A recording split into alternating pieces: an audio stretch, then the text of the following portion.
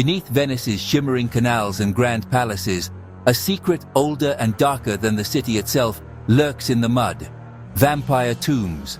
Not the romantic vampires of legend, but terrifying shroud eaters, believed to rise from their graves and spread disease. Venice, a city of masks and shadows, is the perfect setting for such mysteries. As night falls, whispers echo through the alleys, stories of the Nachtseher, the shroud eaters. These legends grew during times of plague and fear, when people needed monsters to blame for their suffering.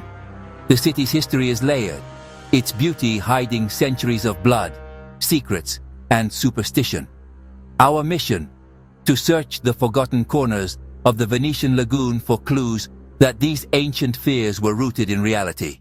We're peeling back the romance to find the rot beneath.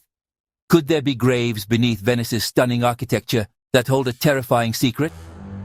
Let's find out. The adventure begins now. Not everyone believes in vampires, especially in sunlit St. Mark's Square. Skeptics say these legends arose from misunderstanding disease. Bodies with blood at the mouth, shrouds torn by natural decay. Science explains the horrors that once fueled supernatural fears. But even if science solves the mystery, it can't erase the fear that gripped Venice. That fear led to extreme rituals and unique burials, leaving a physical mark on the city. The belief in vampires became a historical fact, shaping how people lived and died. So, are we just chasing shadows? Or is there more to uncover? By investigating the fear, we reveal the story of the people who believed in monsters. The real mystery isn't the existence of vampires, but why the legend endures. Let's separate fact from folklore as we dig deeper.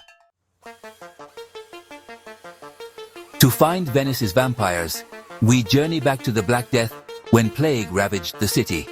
Venice's lazaretti, quarantine islands, became mass graves, breeding grounds for vampire folklore. Gravediggers, surrounded by death, sometimes unearthed bodies that looked bloated, with torn shrouds and stained mouths. To terrified eyes, these were shroud eaters, proof the dead were feeding and spreading disease. Archaeologists have found skeletons buried face down or weighed with rocks, rituals to keep the dead from rising. These weren't ordinary burials, but desperate acts born of panic. The islands of Lazaretto Vecchio and Lazaretto Nuovo were epicenters of this fear. Recent excavations have uncovered direct links between plague history and vampire legends. Each unusual grave is a silent testament to the terror that once gripped Venice. And in one grave, archaeologists found something that would shock the world. The legend was about to become real.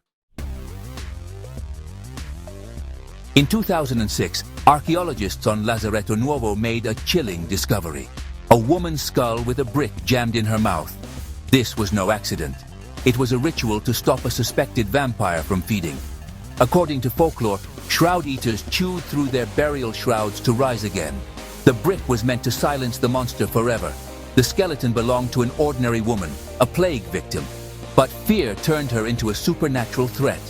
Gravediggers, panicked by her appearance, performed the anti-vampire ritual on the spot. This find, the Vampire of Venice, is the most concrete link between legend and reality. It's not proof of vampires, but of the power of belief in desperate times. Here, history and myth collide, right beneath our feet. The past comes alive in the most unexpected ways. Our journey didn't uncover fanged monsters, but something more fascinating: the birth of a legend from fear, plague, and Venice's unique history. Isolated by water, scarred by disease, the city became the perfect stage for tales of the undead. The line between myth and reality here is beautifully blurred.